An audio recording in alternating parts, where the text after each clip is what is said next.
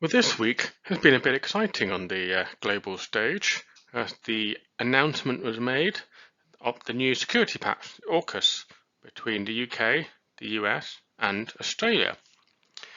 Now, this is pretty significant on the global stage, and it has quite significant implications in terms of the dynamics of how the big nation states will compete with each other in sort of the global power, balance dynamics, as it were.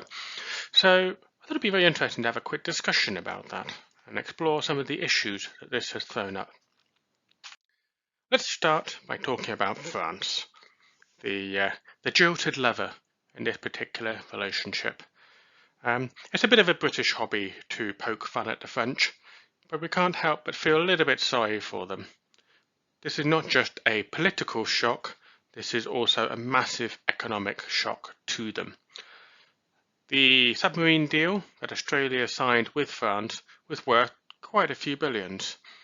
And whilst a lot of the submarine were going to be built in Australia, this still represents a huge financial outlay and investment for French companies involved in the French submarine industry. All of that is now gone, or very much significantly under threat. And that's something that the French government is not going to take lightly. So what does this mean in terms of going forward for France? Well, apart from having to deal with the local economic issues that may result in terms of their plans for submarine building and industrial capacity and so on, France does have a couple of options that they can consider. We do know that the Australians signed a contract with the French company.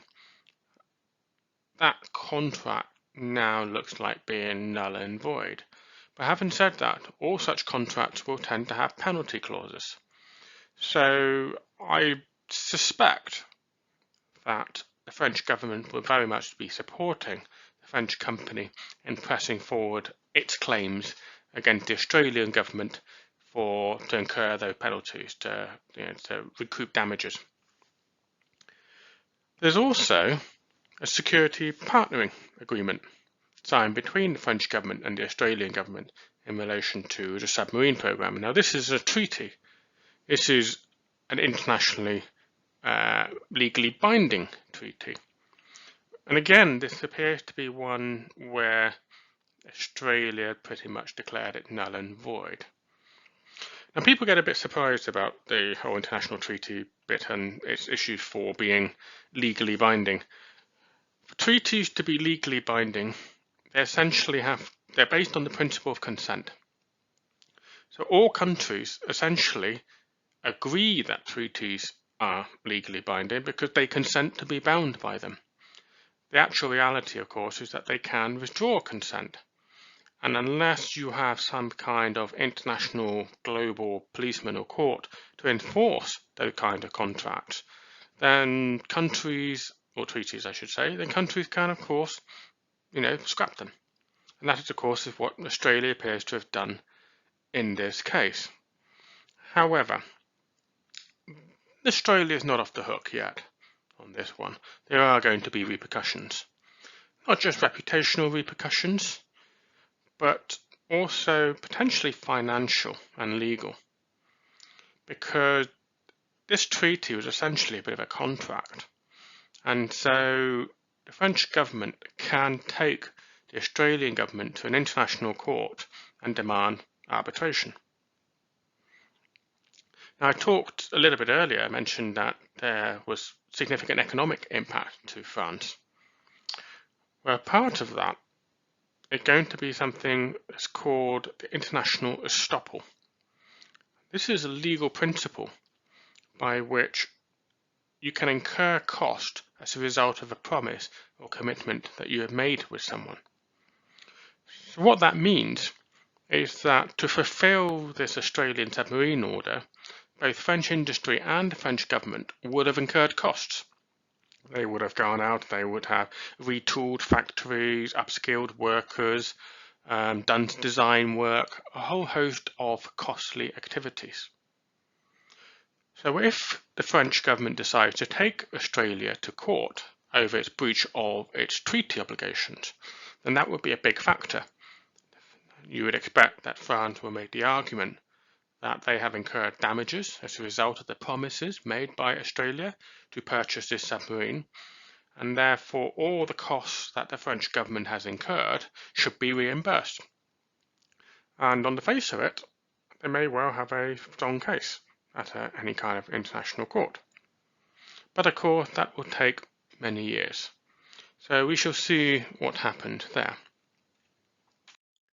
Let's talk about the United Kingdom, the junior partner, very much in disagreement.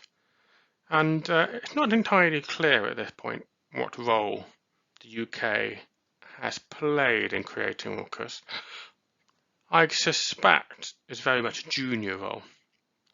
And so the UK will be very happy to be building more relationships with Australia.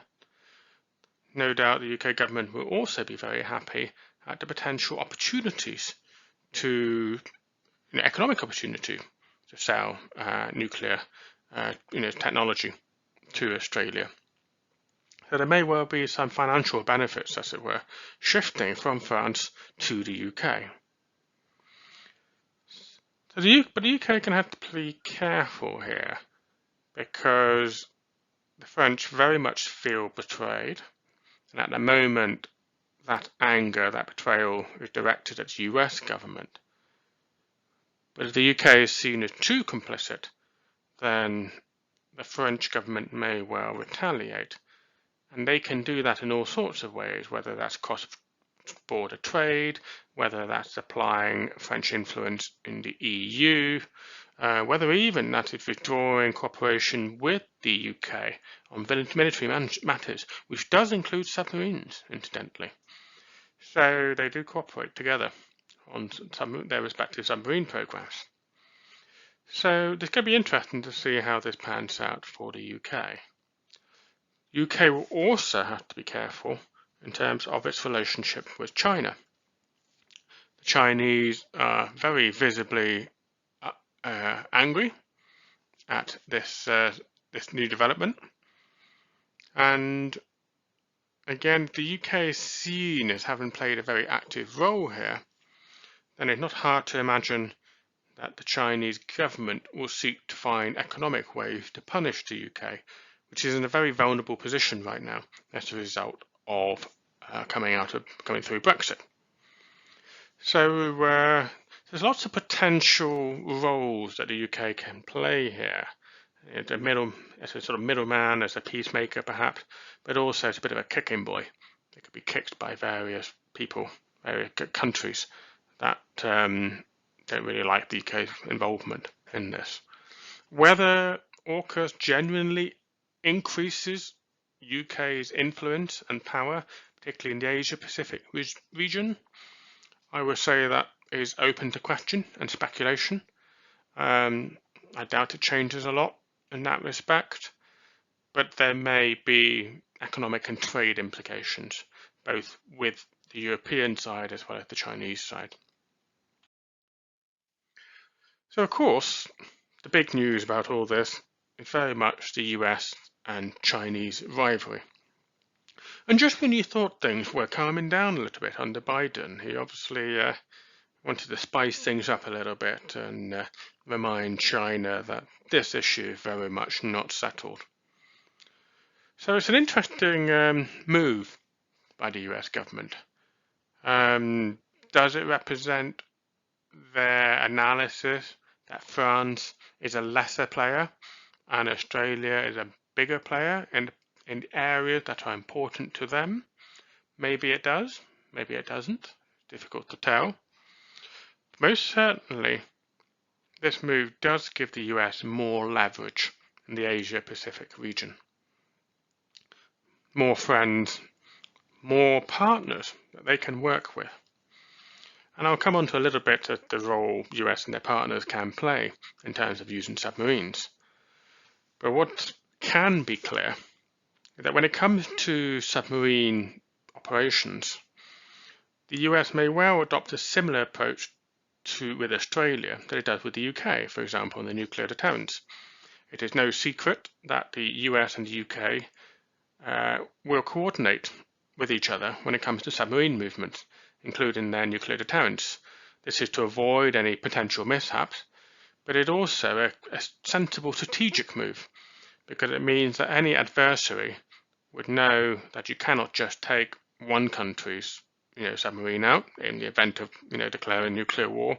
You have to take them all out, and that is much harder to do if if you have partners with similar capabilities operating in a different ocean, but to a similar sort of set of rules and very much willing to defend their ally. So in the event of any kind of conflict between the US and China, the US will have more capability to call upon, or even deterrence. So the US will not always have to have a submarine in the region. They can coordinate their submarine movement with their Australian partners in the future. So this, of course, represents a significant threat to China. And let's talk a bit more about that. It would have been very obvious in recent years that China has felt a little bit more assertive. They have the ability to influence their neighbours, and the Chinese strategy has not necessarily been a very militaristic one. It has been a little bit, but not a great deal. China has very much gone for the approach of applying economic power as much as possible, taking the long-term view. However, that has limits. And in particular, when it comes to controlling the immediate borders and sea lanes and oceans, without military superiority, it's very difficult to truly assert your influence. So China has been seen to adopt a strategy of expanding its influence outside of its immediate border. So they've been constructing islands, they've been disputing ownership and usage rights on seas and land and so on. And so this has been quite intimidating to China's neighbours. Now the US has been pushing back on this. But at the end of the day, the US cannot be everywhere, and the US is a long way away. So they can send their assets, whether that be planes or ships. But China has adopted a strategy of making it a very unfavourable environment for those assets. It is reported that China has around 2,000 short and medium range ballistic missiles littered all along the coast, specifically with the mission of targeting things like US aircraft carriers and warships that might try to influence or adversely reduce China's influence in the immediate area. So the real weapon that the US has that can exert influence in the immediate sea lanes is obviously going to be through submarines. By having more nuclear-armed, I shouldn't say that, nuclear-propelled submarines in the area, then the US will be able to intimidate China that little bit more. Behave yourself or we'll sink your shipping.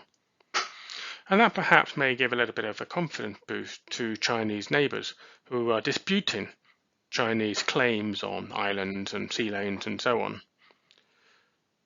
Because at the end of the day, China knows that whilst it has a certain level of military superiority, it doesn't have full superiority, especially not in some of the really complicated high-end capabilities, and nuclear-propelled submarines is definitely one of them. So those are, for example, China couldn't invade Taiwan and hold it in the presence of that submarine threat. So whilst China could land paratroopers and use air power and so on, for success, China would need to be able to move significant amounts of shipping. And it just would not be able to do that if the US and Australia contested China in doing so. And again, in trying to intimidate neighbours, China is more likely to use shipping than anything else, whether that be warships or commercial ships. But again, it's much harder to do that when you know that you're exceedingly vulnerable to a nuclear submarine. That is very hard to counter if you are, and certainly if you're not operating at the same technology space. which China is not as of this point. So China definitely views this as a regional threat, a threat to its ability to project power. And this may pose some interesting options for those neighbours. Let's say Japan or Taiwan as classic examples. They may be difficult for them to have relationships with the US or to know that they could call upon the US for help. But if Australia is able to supply military support in the forms of very capable submarines, then suddenly that provides a new best friend to those countries with interests in those regions. So that again is another diplomatic means by which these submarines will allow China's neighbours to push back on some of the Chinese assertiveness that they've been trying to conduct in the region. Of course, finally, we ought to talk about Australia, the key player in all this in many ways, the key protagonist. And Australia's got some interesting choices and challenges coming their way. The first is they've got to build new capabilities. Now, Australia does not operate nuclear propelled submarines, and going even from building normal submarines to nuclear propelled ones is actually quite a big jump. So Australia is going to have to work very hard to negotiate good deals in terms of how it obtains those capabilities, how it builds them up. And that's going to be a very long-term strategy, not anything that's going to happen quickly or shortly. So it's interesting to try and figure out how Australia is going to manage that, because their submarines, their old submarines, are really, really old and about to massively need an update, or pretty much sink to the bottom, one assumes. So Australia will need to figure out whether it's going to plug that gap, possibly by leasing or buying old submarines from either the UK or the US. There might be other things that the Australians may think of doing in terms of accelerating their build programs. But what is going to be sure, it's going to take a while. It's going to take a long while for them, and they're going to have to negotiate a lot of technology transfer as part of that. Another thing they will have to do is create new alliances and defensive agreements. As I said earlier, China's neighbours might suddenly see Australia as being a new good friend. They will want some of that support, particularly when it comes to resisting some of China's territorial claims. And so, of course, in effect, it means so Australia will have to build alliances with those nations. And I've no doubt that there will be economic negotiation as well as defence negotiation involved as part of that process. So what this means is Australia is very much now going to be asserting itself outside of its immediate area. But that's going to be challenging because there's going to be some kind of comeback. And the Chinese are already promising this. I don't especially take credibly their more military threats to target their ballistic missiles at Australia. Why bother doing that? That is very much a severe escalation, which if China ever actually carried out, it would find an awful lot of Western and American missiles pointed back. So that I don't take as a particularly credible threat from China. That's just words, there's lots of rhetoric. But what will be a credible threat from China is economic consequences. And China is an economic powerhouse, manufacturing powerhouse, and is already in quite a trade dispute with Australia. So I think to perhaps counter Australian influence as a result of this pact, I think China is going to be adopting a strategy of trying to negotiate, contain Australia It might be more aggressive in its trade negotiation with its neighbours, might even start to insert clauses like they will not create alliances with Australia, for example. So bit by bit, and through all sorts of more devious and economic means, I have no doubt that not only will Australia be wanting to push its interest forward, but it will have to counter the interest of China, who will be seeking to reduce the impact of, or the implications of the security pact. So I hope you found that interesting.